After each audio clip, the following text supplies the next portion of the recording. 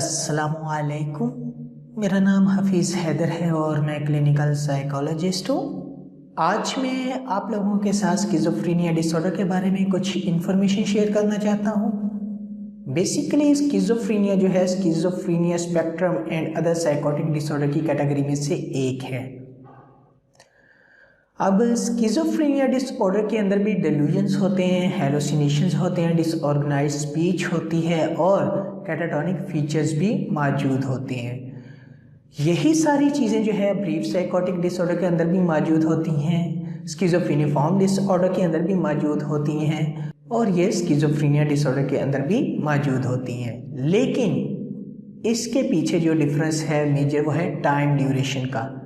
Brief psychotic disorder के अंदर जो टाइम ड्यूरेशन होगा वो 1 दिन से 30 दिन का होगा, जबकि स्किज़ोफ्रेनिफॉर्म डिसऑर्डर के अंदर जो टाइम ड्यूरेशन होगा वो 30 दिन से लेकर 6 महीने के अंडर होगा, यानी कि 1 महीने से 6 माह का ड्यूरेशन होगा।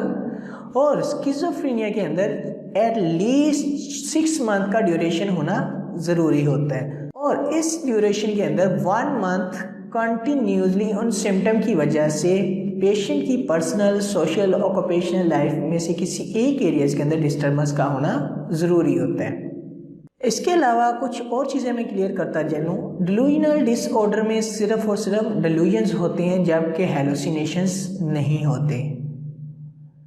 ब्रीफ साइकोटिक डिसऑर्डर, स्किज़ोफ्रेनिफॉर्म डिसऑर्डर्स, इनमें जो सिवियरिटी लेवल होता है ये थोड़ा सा कम होता है।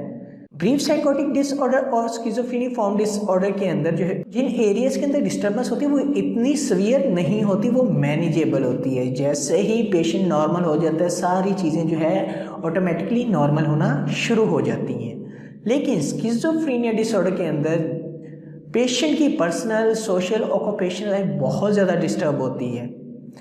पेशेंट किसी काम के साथ अपना लगाव नहीं रख सकता, कोई काम करना उसे अच्छा नहीं लगता, अकेला रहना शुरू कर देता है। स्किज़ोफ्रेनिया की नेगेटिव सिम्टम जो है वो ज़्यादा एक्टिव होती हैं, अपने इमोशंस को सही जगह इस्तेमाल नहीं कर सकता।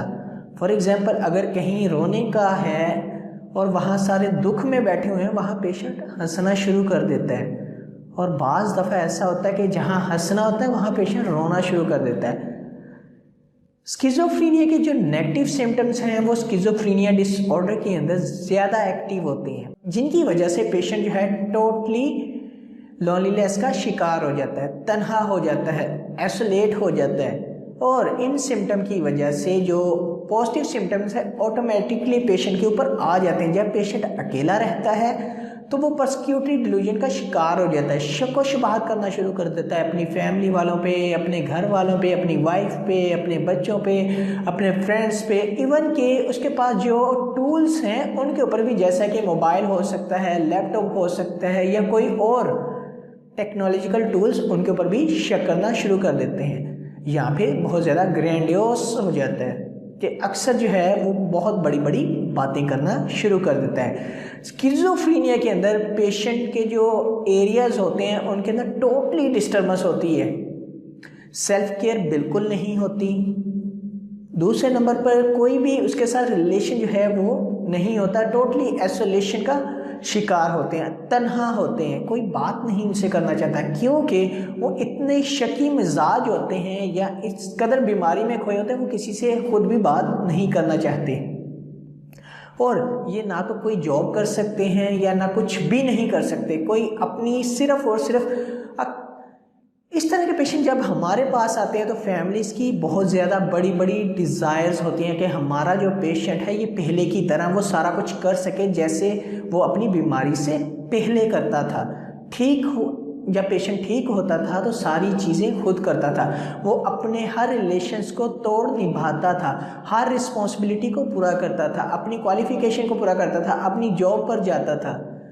तो लेकिन फैमिलीज़ जो है वो इस चीज़ को अंडरस्टैंड करना जो है उनके लिए थोड़ा सा मुश्किल होता है, क्योंकि ये जो होती है ये क्रॉनिक फेज़ होता है स्किज़ोफ्रेनिया का, जिसके अंदर पेशेंट जो है ब्रेक डाउन तो उसका हो जाता है हर एक्टिविटी के साथ, हर पर्सनल, सोशल और ऑक्यूपेशनल एक्टिविटी के साथ उसका ब्रेक डाउन हो जाता है। लेकिन जब उसे दोबारा रीलर्न करवाई जाती है तो वो हमें ज़ीरो से स्टार्ट करना पड़ता है, और ज़ीरो से अगर कोई भी चीज़ स्टार्ट होती है तो वो उस स्टेज तक पहुंचते हुए उसे टाइम की ज़रूरत होती है।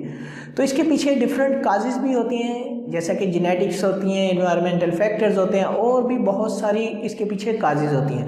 अब मैं बात करता हूँ इसके ट्रीटमेंट प्लान की। इसके ट्रीटमेंट प्लान के दो पोल्स होते हैं। एक पोल्स पे जो होता है साइकेट्रिस्ट होता है जो मेडिकेशन के ज़रिए इसका इलाज करता है, और दूसरे पोल पर जो है साइकोलॉजिस्ट होता है जो थेरेप्यूटिक प्रोसीजर के साथ इसका इलाज करता है। दोनों पोल्स को एट अ टाइम जो है साथ लेकर चलना फैमिली की रिस्पॉन्सिबिलिटी होती है, ना कि पेशेंट की, क्योंकि पेशेंट के अंदर इंसाइट बिल्कुल नहीं होती। फर्स्ट पोल में साइकेट्रिस्ट जो मेडिसिन प्रिस्क्राइब करते हैं पेशेंट के लिए, कि पेशेंट के जो एक्टिव फेस है जिसमें पेशेंट शक व शुबहात बहुत ज़्यादा करता है, बहुत ज़्यादा ग्रैंडियोस है, बहुत ज़्यादा अग्रेसिव है, किसी की बात नहीं मानता, इस तरह के जो एक्टिव सिम्टम्स हैं जो साइकोथेरेप्यूटिक प्रोसीजर में कंट्रोल नहीं हो सकते, वो मेडिकेशन के साथ कंट्रोल किए जाते हैं। तो सबसे पहले जो साइकोलॉजिस्ट है फैमिली काउंसलिंग करता है, और उसके बाद पेशेंट के अंदर जो है ड्रिलिंग मेथड्स के ज़रिए इंसाइट डेवलप करता है ताकि वो मेडिकेशन जो है अपनी कंटिन्यूसली ले सके। और जब वो मेडिसिन लेगा तो जो उसके एक्टिव सिम्टम्स होंगे जिसमें वो बहुत ज़्यादा शक व शुबहात का शिकार होगा, बहुत ज़्यादा अग्रेसिव होगा, और भी बहुत ज़्यादा एक्टिव सिम्टम्स जो थेरेप्यूटिक प्रोसीजर से कंट्रोल नहीं होंगे, जो मेडिकेशन के साथ कंट्रोल होंगे, और पेशेंट थोड़ा सा रिलैक्स होगा, उसके अंदर इंसाइट जो है डेवलप हो चुकी होगी, तो फिर उसके लाइफ गोल्स सेट किए जाते हैं ताकि पेशेंट जो है दूसरे आम इंसानों की तरह ज़िंदगी गुजार सके।